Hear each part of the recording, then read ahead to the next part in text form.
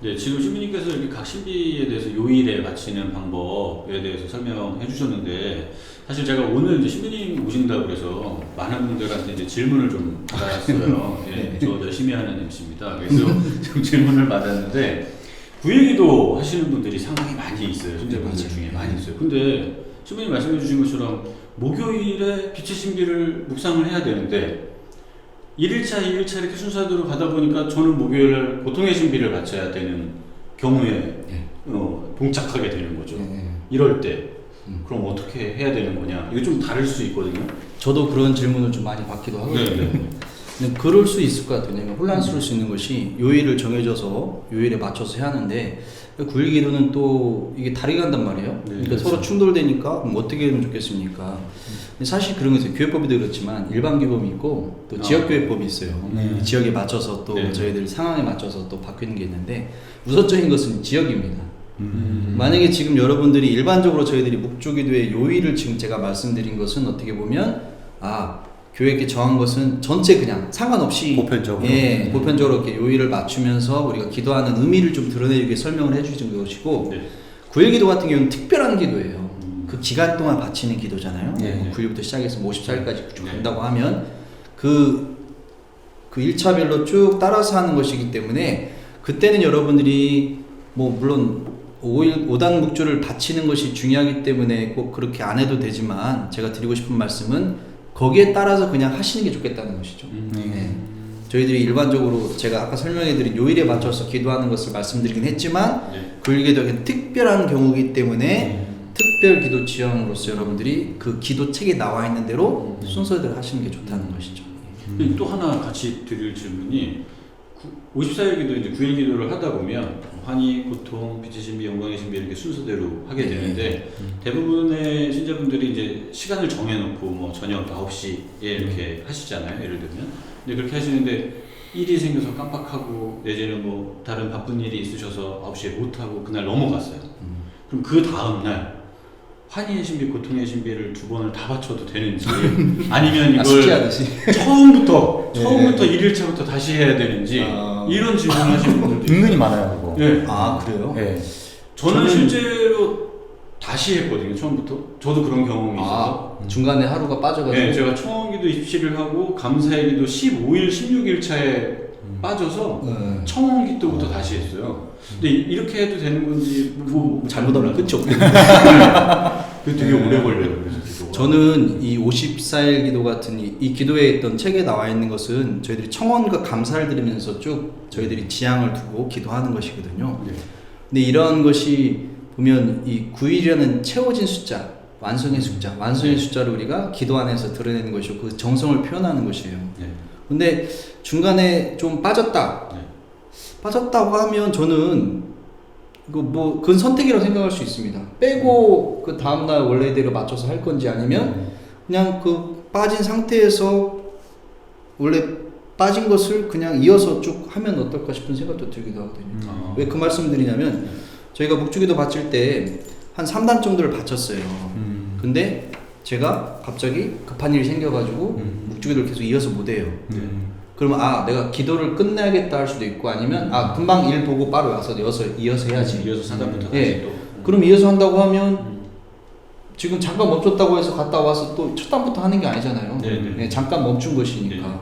마찬가지로 저도 그렇게 생각하면 이 54일이라는 큰 기간 안에서 54일 연속으로 바치는 것이 맞느냐, 아니면 54일의 시간을 우리가 기도하는 게 맞느냐, 그런 구분했을 때는, 형제님이 혹시 그런 상황이 생겼을 때는 그냥 꼭 빼먹었다 해서 처음부터 돌아가기보다는 그래도 그 정성을 아실 거 아니에요. 저는 이게 기도하는 게 지쳐버리면 안 되거든요. 그렇죠. 그러다가 정말 지쳐가지고 평생 54일 못 맞추고 14일 시작을 못 하겠어요. 그래서 혹시 빠졌다고 하면 다음날 되더라도 그냥 빠진 부분부터 해서 이어서 그냥 쭉 하셔도 좋을 것 같고.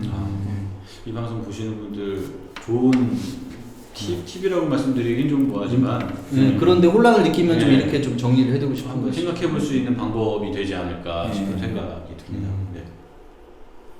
이제 10월은 묵주기도 성월이잖아요. 그 묵주기도 성월에 대해서 그 유래에 대해서 신부님께서 좀 설명해 주시면 신자들한테 큰 유익이 될 것 같습니다. 아까 초반에 말씀드리긴 했지만 1883년도 9월 1일 날 레오 13세 교황님이 그때 최고 사도지라는 교서를 통해서 10월 한 달을 묵주기도 성월로 선포를 하셔요. 이 영적인 무기로서 세상 구원을 위해서 우리가 영적인 무기인 묵주기도를 손에 들고 기도하도록 요청을 하신 것입니다. 근데 왜 10월 달을 정하셨느냐? 이 10월 달에 있는 축일 때문에 그렇습니다. 바로 10월 7일 묵주기도의 복되신 동정마리아 기념일이 바로 10월 7일이거든요. 그래서 그 10월 7일이 있기 때문에 10월 한 달을 묵주기도 성월로 선포하신 것인데 그 10월 7일이 시작된 것도 사실 비오 5세라는 교황님께서 1569년도에 저는 이걸 묵주기도의 대원장이라고 말씀드리고 싶은데 묵주기도와 관련된 교황님의 첫 번째 문헌이 나와요. 그 문헌에 묵주기도가 어떤 기도인지를 밝히시고 또 묵주기도를 많이 바치도록 요청하시거든요. 이단들을 물리시는데 그리고 또 정말 참으로 우리가 성모님의 도움을 통해서 주님께 갈 수 있는 가장 완전한 기도가 묵주기도라고 설명을 하시거든요. 근데 그 발표를 하시고 나서 딱 2년이 지난 1571년도에 유럽에 큰 전쟁이 일어납니다. 이슬람 교도들이 쳐들어온 거예요. 근데 그 유럽에서는 나라들이 막 작게 막 쪼개져 있었는 상황이었고 또 어떻게 보면 그 좀 그런 부분에 일치가 좀 안 돼 있었죠. 그렇죠. 자기들 또 다 이유가 있으니까. 근데 이제 이슬람 교도를 쳐들어오니까 대항은 할 거 아니야. 근데 한 나라가 맡기는 어려움이 있어요. 그래서 그때 당시에 교황님이신 비오 5세 교황님을 통해서 그리스도교 국가들끼리 연합군을 만들어요. 그걸 또 8월 8일 합니다. 8월 8일이 무슨 날이냐면 도미니코 축일이에요. 도미니코가 중요한 것이 묵주기도를 전파한 결정적인 수도예요.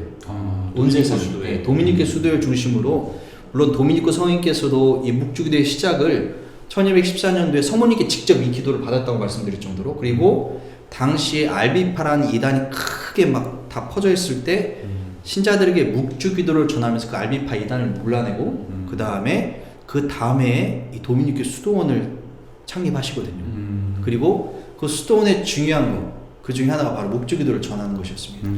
어느 정도였냐면 교리 교육의 수단으로서도 이 묵주기도를 바치고 또 기도하는 걸 잘 모르기 때문에 기도하는 법을 효과적으로 가르쳐주기 위해서 묵주기도를 알리거든요.